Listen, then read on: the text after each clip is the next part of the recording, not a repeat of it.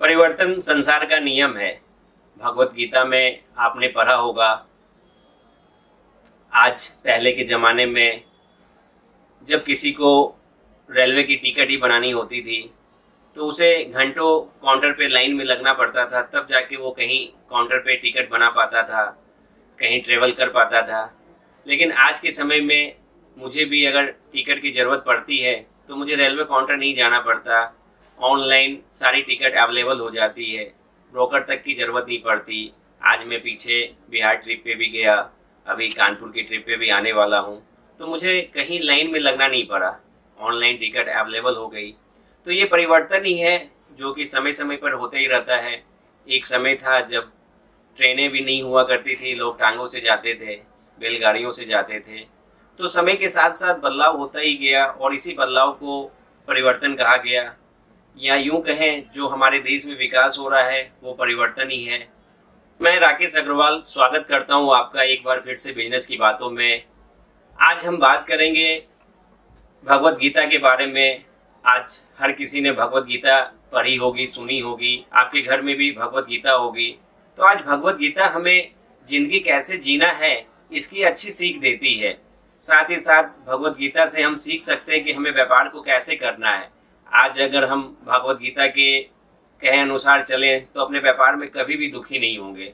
आज व्यापार जब हम कपड़ों का करते हैं तो हर थोड़े समय में क्रिएशन चेंज हो जाते हैं। जो साड़ियाँ आज बिक रही हैं 3 महीने बाद नहीं बिकती, जो 3 महीने पहले बिक रही थी वो आज नहीं बिक रही हैं। आज सिल्क की साड़ियों की डिमांड है तो कल वर्क की साड़ियों की डिमांड है, परसों प्रिंट की साड़ियों की डिमांड है। साड़ियाँ जो शादियों में बिकती थी वहाँ पे लहंगे की डिमांड आ गई। तो इस तरह से परिवर्तन काफ़ी तेज़ी से होता गया और इस परिवर्तन को अगर हमने नहीं अपनाया तो हम अपने व्यापार को नहीं बढ़ा पाए। तो हमें अगर अपने व्यापार को बढ़ाना है तो परिवर्तन को अपनाना पड़ेगा। जिस चीज़ में जितना जल्दी परिवर्तन हो सकता है वो हमें करना चाहिए। अगर हम परिवर्तन नहीं करते तो हमारा व्यापार वहीं रुका रहता है।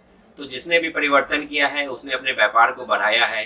आज साड़ी है, लहंगा है, जो भी आइटम है समय के हिसाब से, डिमांड के हिसाब से उसे अपडेट करना पड़ता है। और जिसने भी ये अपडेट किया है उसका व्यापार अच्छा हुआ है और जिसने नहीं अपडेट किया वो वहीं का वहीं है।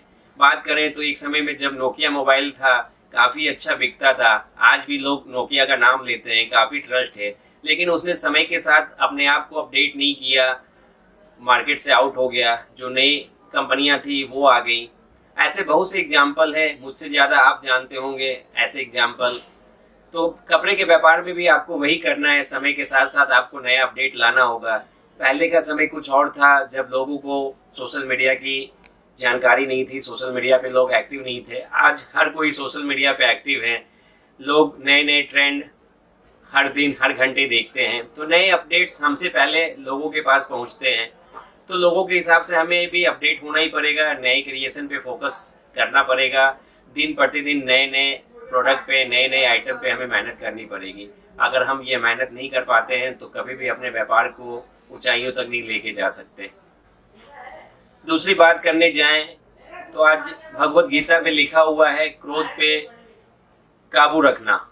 आज व्यापार में कोई भी व्यापारी अगर क्रोध में आता है और जल्दीबाजी में कोई भी निर्णय लेता है तो वो निर्णय उस व्यापार के हित में नहीं होता, वो व्यापार को कहीं ना कहीं नुकसान ही पहुंचाता है। आज व्यापार है, ऊंच नीच उतार चढ़ाव होते ही रहते हैं, तो अपने आप पे संयम रखना जरूरी है। हम अगर अपने आप पे संयम रखते हैं तो ही व्यापार को स्टेबल रख सकते हैं। जल्दीबाजी में किया हुआ कोई भी फैसला व्यापार के हित में नहीं होता। आज व्यापार के अंदर में कई बार होते हैं, कस्टमर आते हैं, 100 साड़ियाँ खोलते हैं, लेते भी नहीं हैं, तो हमें काफ़ी गुस्सा भी आता है उस समय। लेकिन हमें उस समय अपने आप पे संयम रखना पड़ता है, क्योंकि अगर हम खुद पे संयम नहीं रखते और ग्राहक को अगर बुरा भला कह देते हैं तो हमारा व्यापार जो है बिल्कुल ख़राब हो जाता है। जो कस्टमर हैं वो भी ख़राब होते हैं, साथ साथ जब वो कहीं जाएंगे तो हमारे बारे में वो कहीं भी अच्छा नहीं बोलेंगे। वो यही बोलेंगे कि ये व्यापारी दिमाग का ख़राब है, बोलने की तमीज़ नहीं है, गुस्सा हो जाता है। तो इस तरह से व्यापार पे जो है गुस्से को काबू में रखना पड़ता है। आज ग्राहक कैसे भी हों, ले नहीं लें, वो हमारे लिए भगवान तुल्य है, तो हमें उन्हें हमेशा रिस्पेक्ट देनी होगी। तो इस तरह से क्रोध पे अगर हम काबू रखते हैं तो हम अपने व्यापार को, अपने ब्रांड को, अपने गुडविल को आगे तक लेके जा सकते हैं। तीसरी बात है जो आपने काफ़ी सुनी होगी, आज वो बातें हर जगह सुनने को मिलती है, कर्म कर फल की इच्छा ना रख। तो मैं पूछता हूँ आपसे, क्या व्यापारी के तौर पे आप काम करें और फल की इच्छा ना रखें, ये संभव है? कमेंट में भी आप बताएं कि आप कर्म करें और फल की इच्छा ना करें, ऐसा सोच रख करके व्यापार करते हैं। आज कोई भी व्यापारी व्यापार करता है तो उसकी इच्छा यही होती है कि व्यापार में हम जो भी व्यापार करें, जो भी काम करें, उसकी कमाई हमें अभी तुरंत मिले। ऐसा ही सोच हर व्यापारी रखते हैं और इसी सोच के साथ हर व्यापारी करते हैं। तो क्या गीता में लिखी हुई बात कर्म कर फल की इच्छा ना रख, क्या ये गलत है? जी नहीं, वो बातें बिल्कुल सही हैं, लेकिन आज के जो व्यापारी हैं वो जो व्यापार करते हैं उसके अंदर में जेन्युइन जो व्यापार होता है उस पर फोकस नहीं करते, उस पर ध्यान नहीं देते। आज हर व्यापारी व्यापार करते हैं, वो व्यापार को चाहते हैं कि एक ही ग्राहक से हम इतना मुनाफा कमा लें कि मतलब हमारे पास पैसे रखने की जगह ना हो, लेकिन ऐसा नहीं होता। आज आप जेन्युइन काम करें, व्यापारी को रीजनेबल रेट में दें, व्यापारी दोबारा आपके पास आए, ऐसे कर्म आपको व्यापार में करने चाहिए। रही फल की इच्छा, तो आज भगवान कृष्ण भी यही बोलते हैं कि काम आप करो, फल आपको खुद मिलेगा। जैसा आप कर्म करेंगे, जैसा आप काम करेंगे, वैसे ही आपको फल मिलेगा। आज ये व्यापार एक प्रोसेस है। जब हम अपना गोल सोच लेते हैं, जब हम अपना लक्ष्य निर्धारित कर लेते हैं, तो हमें फिर लक्ष्य को छोड़ के प्रोसेस पे ध्यान देना चाहिए। आज हम जो भी काम करते हैं उस काम पे पूरी लगन, पूरी मेहनत करनी चाहिए।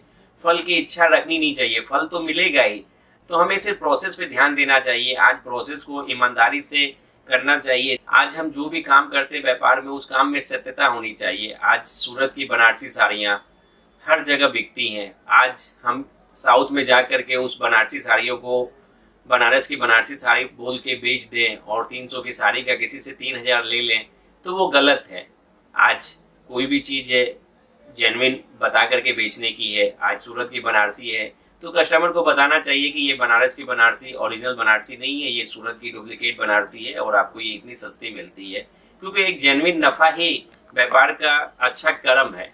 आज अगर आप जेन्युइन बेचते हैं, जेन्युइन नफ़े से बेचते हैं, कम मुनाफे में बेचते हैं, तो वो आपके द्वारा किया गया व्यापार में सबसे अच्छा कर्म है और आपको उसका फल जरूर मिलेगा। बस आपको इंतजार करना है, आपका व्यापार सफलता की तरफ जरूर जाएगा। जिंदगी युद्ध का मैदान है और इसे खुद ही लड़ना पड़ेगा। आज अपनी लड़ाई खुद ही लड़नी होगी, कोई और नहीं आएगा। आज आपने देखा होगा महाभारत में चक्रव्यूह रचा तो गया था अर्जुन के लिए, लेकिन उसमें शिकार अभिमन्यु हो जाता है।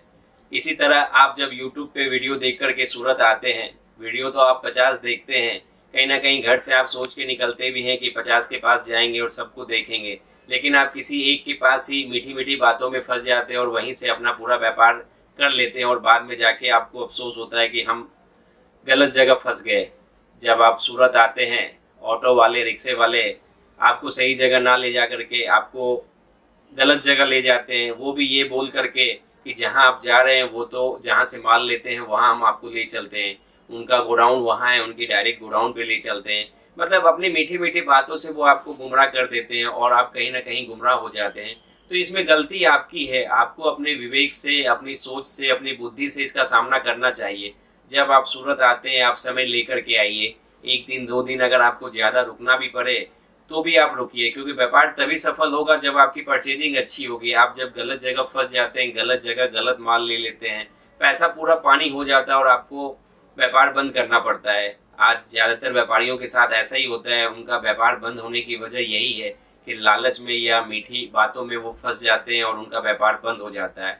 आज सूरत के व्यापारी रहना खाना पीना फ्री का लोग दे देते हैं। हम आपके गांव के हैं, आप हमारे गांव के हैं, आप हमारे पास आइए रहिए। मतलब ऐसे काफ़ी सारे लोभ और आश्वासन दिए जाते हैं, झूठे वादे किए जाते हैं, जहाँ पे आप फंस जाते हैं और आपका व्यापार जो है वो पूरी तरह से ध्वस्त हो जाता है। आप व्यापार जो करने की सोच रखते हैं वो सोच आपकी वहीं ख़त्म हो जाती है, आपकी हिम्मत टूट जाती है। फिर आप सूरत के व्यापारियों को दोष देते हैं और आज सूरत का नाम बदनाम खराब होता है। कहीं ना कहीं हमें भी इससे दुख होता है कि जो अच्छे व्यापारी भी हैं उनकी भी छवि खराब होती है। आज नए ग्राहक आते हैं तो वो उन पे भी भरोसा नहीं करते।